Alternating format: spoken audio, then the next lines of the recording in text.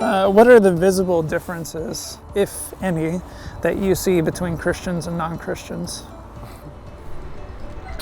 That's a hard question. Honestly, I would not be able to tell from looking at someone unless they had like a piece of jewelry or something. Very much so. How so? Well, they're of the world, and they're not believers in the Bible and in God. So they certainly have a whole different perspective on life than I do. Honestly, no. Religion to me is a belief and more so comes down to whether or not your beliefs have anything to do with how you act as a person. And I think they correlate very strongly together. So whether or not you're Christian, Muslim, or whatever, it doesn't matter as long as you're focus on the good things of your belief and the morality of it. That's what really matters. Yeah, exactly. Walk down the street and go, oh, that's a Christian. Yeah. Oh, that one's not. Yeah, it's kind of a hard difference. I feel like Christians are more open-minded to certain things, and people who are non-believers, they just think one thing and they don't want to hear anybody's opinion. There's some good Christians out there. There's really good Christians out there. There's really good people out there as well. Probably the only difference would be religion, the fact that they believe in a higher power and the others do not. Non-Christians can be just as good as a Christian.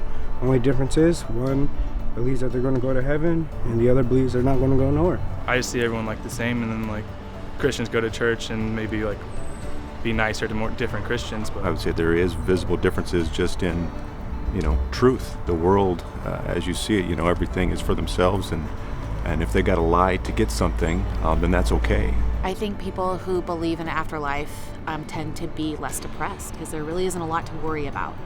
God's going to take care of it. So when you hand over everything to God, He's going to take care of that, and people tend to be happier. Virgins until you're married is not very common nowadays. Living together is so common, and I think if kids are raised in a good Christian home, they know that what's right and what's wrong in that respect and what's really better for them. What motivates you to do good things or to be a good person? Just having the feeling of knowing how you really want to be treated and knowing right from wrong. The family unit is so destroyed nowadays. That makes it really difficult. The Holy Spirit is the one who guides me and is that voice in my head saying, hey, wait a minute, that's not right. I don't know, it just says in the Bible, treat your neighbor like you want to be treated, so I just try to live as excellent as I can. Treat others as I want to be treated, that's pretty much it. if I'm a good person, maybe someone will be a good person to me. Well, I think a lot of it comes from how you were raised. I was raised in a Christian home from a little boy. It's just part of who I am. To not hurt those around me, to make people feel good about themselves or something. That's just how it should be. We should be out there taking care of each other, helping the poor, helping the hungry, because there's a lot of us that have a lot more than a lot of other people.